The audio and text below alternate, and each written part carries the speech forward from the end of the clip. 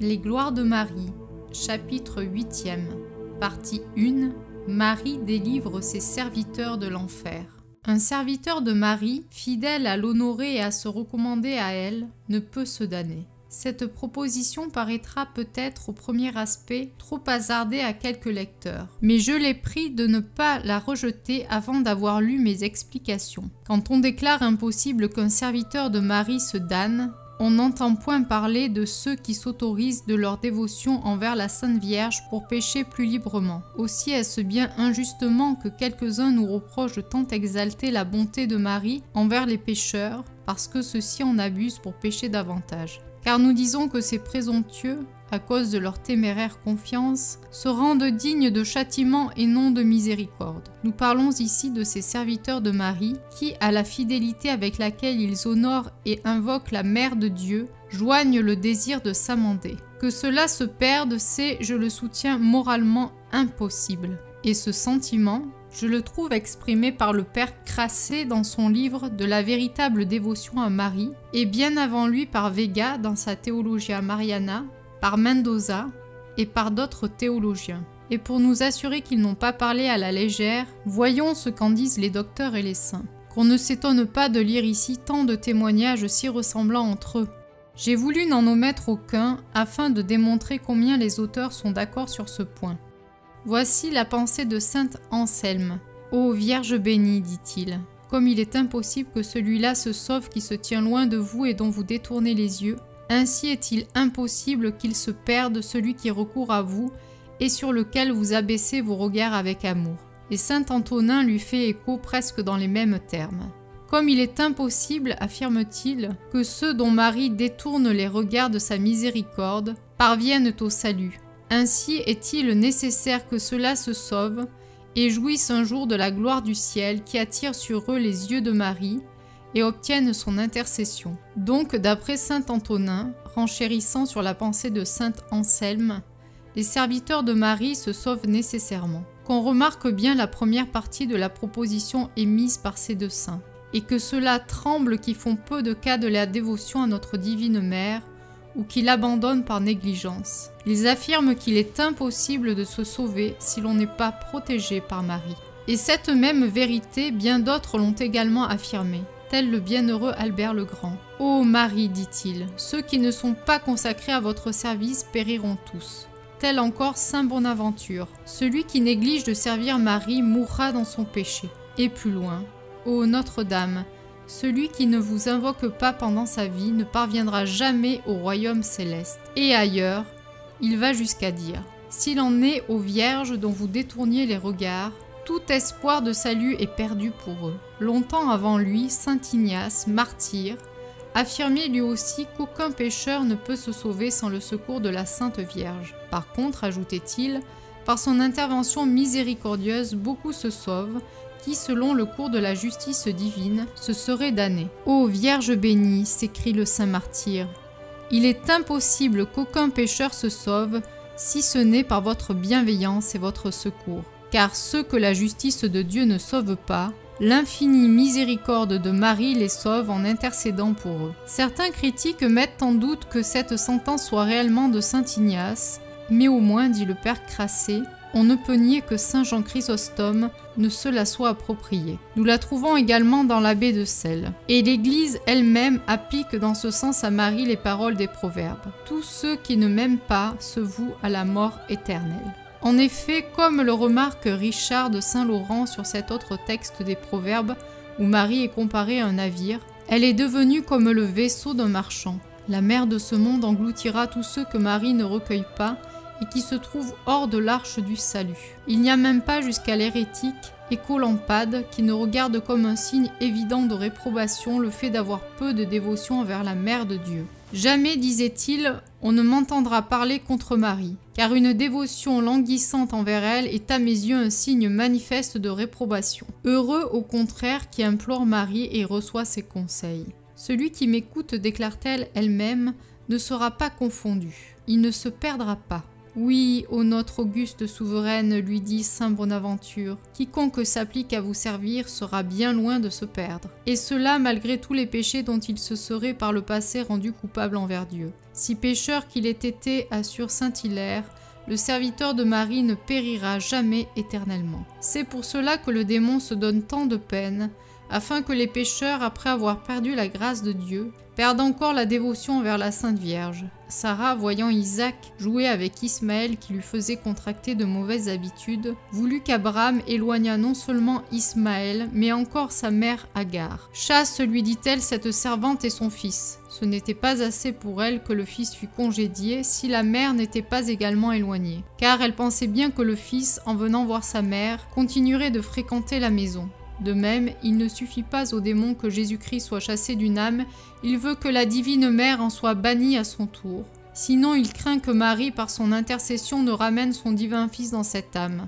Et il a bien raison de le craindre, car d'après le docte Père Paciuchelli, celui qui persévère dans le service de la Mère de Dieu ne tardera pas à recevoir Dieu lui-même. C'est donc à bon endroit que saint Éphrem appelle la dévotion à Marie la charte de la liberté, le sauf-conduit pour ne pas être relégué en enfer. Il donne même à la Divine Mère le titre de protectrice des damnés. Rappelons-nous en effet l'enseignement de saint Bernard. Marie ne peut manquer ni de puissance, ni de bonne volonté pour nous sauver. La puissance ne lui manque pas, puisqu'il est impossible que la Mère de Dieu ne soit pas exaucée, nous assure saint Antonin, et comme le dit saint Bernard, ce que Marie cherche, elle le trouve et elle ne peut essuyer un refus. Jamais elle ne demande en vain et toujours ce qu'elle veut, elle l'obtient. Ce n'est pas non plus la volonté de nous sauver qui pourrait lui faire défaut, car elle est notre mère et elle désire plus vivement notre salut que nous ne le désirons nous-mêmes. Si donc tout cela est vrai, comment pourrait-il jamais arriver qu'un serviteur de Marie vînt à se perdre?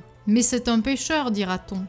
Eh bien, qu'il continue d'implorer cette bonne mère, et qu'il ait en même temps la volonté de se convertir, et Marie se chargera de lui obtenir lumière pour sortir de son misérable état, douleur de ses péchés, persévérance dans le bien, et finalement une bonne mort. Quelle mère se refuserait à sauver son fils de la mort quand elle n'aurait qu'à demander sa grâce au juge? Et nous pourrions seulement penser que Marie, cette mère si aimante pour ceux qui la servent, laisserait un de ses enfants tomber dans la mort éternelle, quand si facilement elle peut le sauver. Pieux lecteur, si nous sentons que le Seigneur nous a donné de l'amour et de la dévotion envers la Reine du Ciel, remercions-le, car, dit saint Jean Damascène, Dieu fait cette grâce à ceux-là seulement qu'il veut sauver. Voici les belles paroles par lesquelles le Saint ravivait son espérance et ravive la nôtre. Ô Mère de Dieu, si je mets ma confiance en vous, je serai sauvée. Si je suis sous votre protection, je n'ai rien à craindre, car vous être dévoué, c'est avoir des armes qui assurent la victoire. Armes que Dieu n'accorde qu'à ceux qu'il veut sauver. De là cette salutation qu'Érasme adressait à la Sainte Vierge. Salut, ô terreur de l'enfer, ô espérance des chrétiens, la confiance en vous donne l'assurance du salut. Aussi, quel dépit pour le démon de voir une âme persévérer dans la dévotion à la Divine Mère. On lit dans la vie du père Alphonse Alvarez, grand serviteur de Marie, qu'un jour, durant une oraison où il ressentait davantage les tentations impures dont l'enfer avait coutume de l'assaillir, le démon lui dit « Cesse tes dévotions envers Marie, et je cesserai de te tenter. » Le Seigneur révéla à sainte Catherine de Sienne, comme le rapporte Louis de Blois, que, dans sa bonté pour nous, il avait en considération de son Fils unique, dont Marie est la mère, décrété qu'aucun pécheur ne deviendrait la proie de l'enfer s'il implorait dévotement cette bienheureuse Vierge. Et déjà le prophète David, en demandant à Dieu de le préserver de l'enfer, alléguait l'amour avec lequel il honorait Marie. « Seigneur, j'ai aimé la beauté de votre maison, ne perdez pas mon âme avec les impies. » Il dit « Votre maison ?» parce que Marie fut la demeure que Dieu lui-même se choisit ici-bas pour l'habiter au jour de son incarnation et y trouver son repos. Selon ce qui est écrit, « La sagesse s'est bâtie une demeure. » Non, disait saint Ignace martyr, celui-là certainement ne se perdra pas qui s'applique à servir la bienheureuse Vierge, Mère de Dieu. Ah, s'écrie saint Bonaventure, s'inspirant de la même pensée. Quelle est grande, ô Marie, la paix dont jouissent vos fidèles serviteurs dans cette vie, assurés qu'ils sont d'échapper dans l'autre à la mort éternelle. Jamais il n'est arrivé, jamais il n'arrivera, et même, assure le pieux Louis de Blois, il ne peut arriver qu'un humble et dévot serviteur de Marie se perde pour l'éternité. Ô combien se trouveraient déjà en enfer ou persévéreraient dans leur endurcissement si Marie n'avait obtenu de son Fils qu'il usât de miséricorde envers eux. C'est Thomas à Kempis qui parle de la sorte. Et c'est même le sentiment d'un grand nombre de théologiens, notamment de saint Thomas, que la Divine Mère a obtenu de Dieu pour beaucoup de personnes mortes en état de péché mortel, que la sentence de réprobation fut suspendue et qu'elles revinssent sur la terre pour faire pénitence. De graves auteurs en citent plusieurs exemples. Entre autres, Flodoard, écrivain du Xe siècle, raconte qu'un diacre de Verdun nommé Adelmar revint à la vie au moment où tout le monde le croyant mort, on allait l'ensevelir. Il déclara qu'il avait vu dans l'enfer l'endroit où par sentence divine il devait subir son supplice, mais que, grâce aux prières de la bienheureuse Vierge, il était renvoyé en ce monde pour faire pénitence. Pareillement, Surius rapporte que la Sainte Vierge avait obtenu pour un Romain du nom d'André qu'il revint à la vie afin de recevoir le pardon de ses péchés. Plus encore, Pelbar assure que de son temps, lors du passage des Alpes par l'armée de l'empereur Sigismond, on vit un cadavre dont il ne restait que le squelette prendre une voix et demander un confesseur, disant que la Mère de Dieu, à laquelle il avait eu beaucoup de dévotion pendant sa vie militaire, lui avait obtenu de vivre dans ses ossements jusqu'à ce qu'il se serait confessé. Il se confessa en effet et mourut ensuite. Il ne faut assurément pas que quelques téméraires s'autorisent de ces exemples et d'autres semblables pour suivre le cours de sa mauvaise vie dans l'espoir que Marie le délivrera de l'enfer, quand bien même il mourrait dans le péché. Car de même que ce serait une grande folie de se jeter dans un puits avec la confiance d'échapper à la mort par une de ces interventions de Marie dont on cite réellement plusieurs cas, ainsi serait-ce une folie bien plus grande encore de s'exposer à mourir dans le péché en comptant présomptueusement sur la Sainte Vierge pour échapper à l'enfer.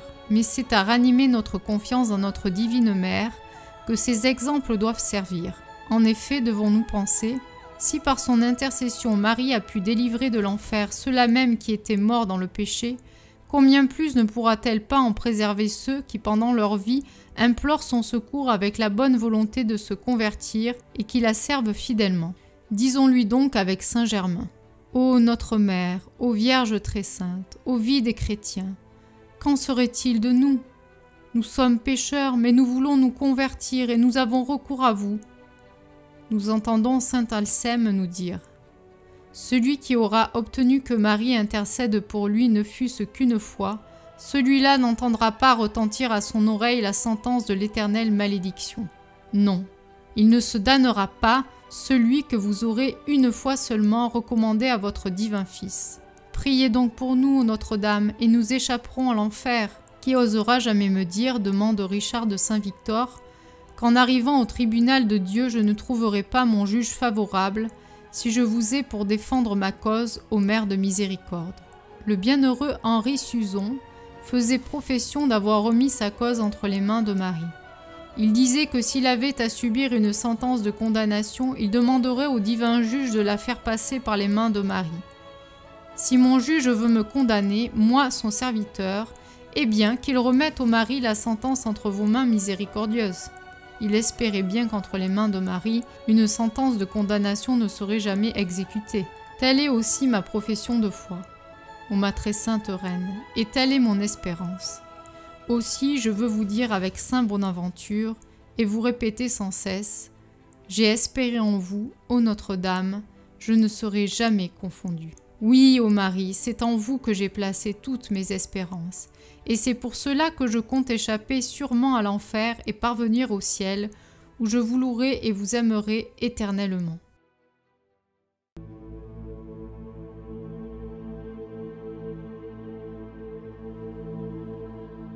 Voici l'exemple qu'a choisi saint Alphonse de Ligorie pour illustrer son enseignement.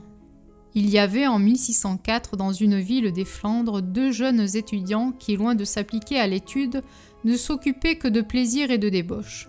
Une nuit, entre autres, qu'ils s'étaient donné un criminel rendez-vous dans la maison d'une femme de mauvaise vie, l'un d'eux, nommé Richard, ne tarda pas à s'en aller, Mais son compagnon resta.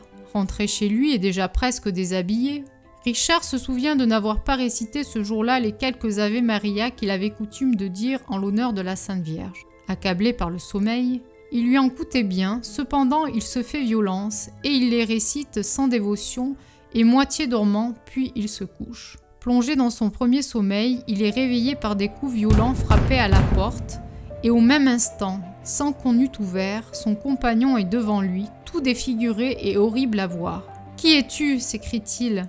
« Eh quoi ?» répond l'autre. « Tu ne me reconnais pas ? Mais comment se fait-il que tu sois si changé ? Tu m'as l'air d'un démon ?»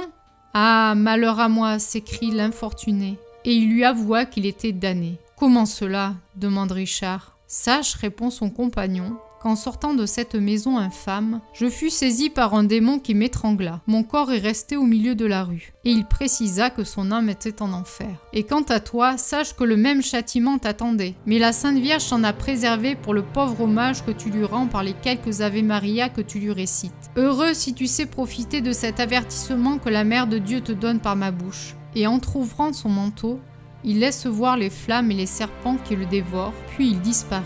Alors Richard, fondant en larmes, se jette la face contre terre pour remercier sa libératrice, et pendant qu'il songe à changer de vie, il entend sonner matine au couvent des franciscains. « Voilà, s'écrie-t-il, où Dieu me veut pour faire pénitence. » Il se rend aussitôt au couvent et demande à être reçu. Les religieux, connaissant son inconduite, faisaient difficulté pour y consentir. Mais il se met à leur raconter son histoire en versant un torrent de larmes. Deux pères s'étant rendus dans la rue indiquée, trouvèrent effectivement le cadavre de son compagnon étranglé et noir comme du charbon. Richard fut donc admis, et il ne songea plus qu'à vivre saintement. Plus tard, il alla prêcher la foi dans les Indes, passa ensuite au Japon, et c'est là qu'il eut le bonheur et la grâce de terminer sa vie par le martyre, en subissant le supplice du feu pour Jésus-Christ.